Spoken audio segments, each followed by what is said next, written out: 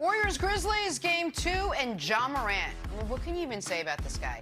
Misses the buzzer beater to lose game 1, and then makes just about anything and everything as payback in game 2.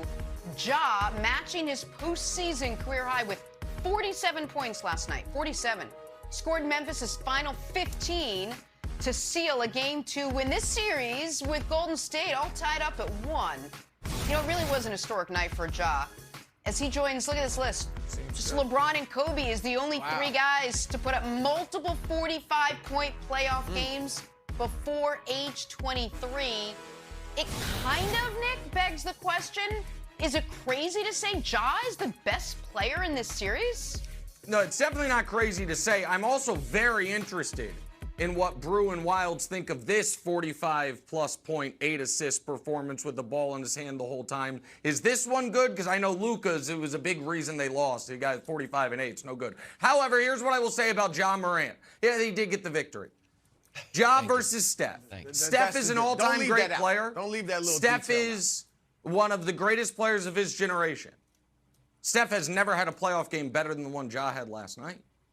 Ja scored, they were down 4 points with 5 minutes left, and Ja scored 15 straight. Every final minute, he got a layup, got another layup, hit a three, hit some free throws, hit a jumper, hit some free throws. Good night, good luck, Golden State.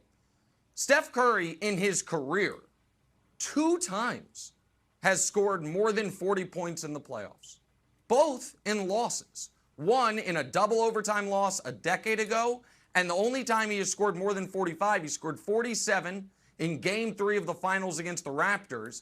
He didn't even play that well in that game efficiency-wise. That was no Clay, no KD. That was the triangle and 2 game, if you remember it. I think he was like 11 of 31 from the field in that game. So I think you can make the argument that in the postseason, Ja Morant has already reached a single-game apex higher than we have seen from Steph.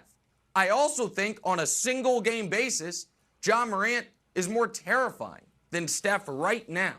And so Steph gets the benefit of the doubt on what he has done throughout his career. And Steph is obviously one of the best players in the league. But right now, this moment, do I think the Grizzlies have the best player in the series? I do. Now, the Warriors might have the next 4. So I don't know if that's going to be enough for the Grizzlies to carry them. But right now, this moment, there is no answer for Ja Morant. So I don't think it's a crazy question at all. All right, look. Nick Wright is a fantastic take artist. As I've said, one of the best on this show. Hands down, one of the best on this show. That makes me so But he does have a habit of jumping the gun. The Kansas City Chiefs, 20-0. I never said they were going to go 20-0. Luka Doncic, about to enter the GOAT conversation. Luka Doncic, an all-time great playoff performer. And you just went there with Ja, too. You just went there with Ja. He's done way more than Steph Curry ever has already. No, all right, in tribute to my man, Nick Wright, I'm going to say this. Not only it might Ja be the greatest player in this series, Nick, Ja Morant might be one of the greatest all-time playoff permers we've ever seen. Look at this graphic. Look at these numbers, Nick. I'm excited. Who's competing? I'm waiting to see the graphic. I'm starting to look foolish. Here we go. Who's competing? He's got KD beat in terms of all around. Look at the assists. Just dwarfing KD. Poor Kobe can't even come close in any of the categories. Only LeBron is really competing with Ja Morant when it comes to all-time playoff numbers. So let's give Ja his love, all right? Yeah, Luka's not even in there yet. So because you didn't include it. But look, just because you didn't include it, not because you didn't qualify. You just picked those 4 guys. But go ahead. Because it's foolishness. I'm playing with you. Of course, after just 13 games, Ja Morant isn't an all-time great playoff performer. But look, Ja is fantastic. We all know that. I'm the Ja Morant guy on this show. You are, bro. All right? You are the Ja Morant guy. Wilds didn't want him. Threw him in the trash. I gladly took him, and I'm going to champion him. He is awesome. Last night was an historic performance, but I still, Nick, would go with Steph. Because you mentioned it, too, when you talked about, like, one of Steph's 40-point games, Clay wasn't there, right? Durant wasn't there. One of the reasons Steph doesn't have some of these huge scoring nights in the playoffs, or even maybe overall, is because he does have so many other guys to share the rock with. You got Clay. You had Durant for several years, right? Now you've got Jordan Poole along with Clay. So I think that's a factor. And he's never been as ball dominant, at least not under Steve Kerr, as Ja is with the Grizzlies, or at least having the ball in his hands. Ja shares it too. So I think those are factors. And Nick, I would just say with Steph's experience and then more consistent, like his last 6 games, he scored at least 24 points. That's ever since he came off the bench in game 1 against Denver off the injury. Ja, as great as he's been, has been more of a roller coaster. He's had 3 games where he shot below 31% of his 8 playoff games this year. 3 of those games he's finished with fewer than 18 points. So whilst I would go with Steph just because of the experience and a little bit more consistent. I'm going with Steph too, but I want to dig in on something that you said, Nick. We're like, they have no answer for Ja. Like, well, there is a kind of an answer. You could double team him at the point of attack and maybe play a taller lineup.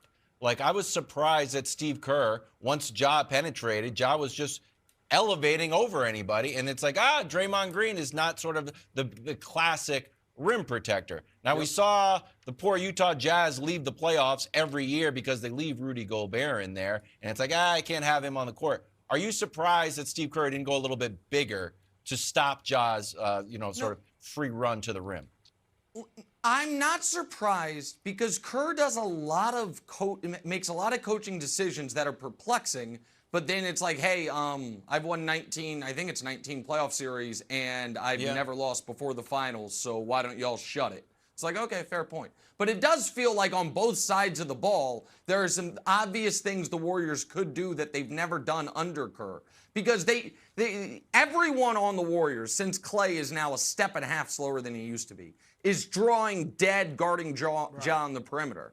And if they're going to give him dare shots and he's going to hit them, they have no answer for him. But here's one of the reasons that I am so glad we have someone on the show like Broussard who fully embraced Ja, has been a Ja guy from the very beginning, and has never abandoned him. Okay. Because listen, we all saw the tapes. Ja saw the tapes. He told you to stay over there. You're staying over there. Yep. You're hanging out with Patrick Beverley, buddy. That's the lot in life you made, Wilds. But, Brew, here's the reason.